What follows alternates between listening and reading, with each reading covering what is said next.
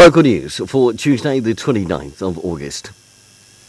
Police investigating an alleged hit and run in East Street in Greytown on the 9th of August have now charged a 19-year-old man with making a false statement to police and careless driving.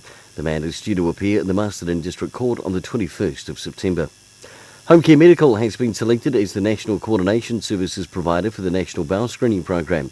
The responsibilities include managing the database and distribution of invitations for the program, providing test kits to participants and ensuring that GPs receive their first patient test results. The Coordination Centre will also manage the free bowel screening helpline, which is 0800 924 432.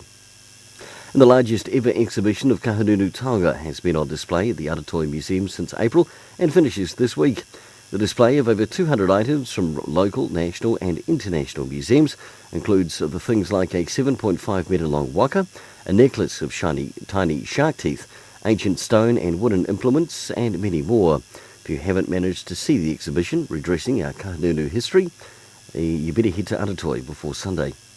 And in sports, Wairarapa United have finished off their season with an emphatic 4-1 thrashing of Palmerston North Marist on Saturday.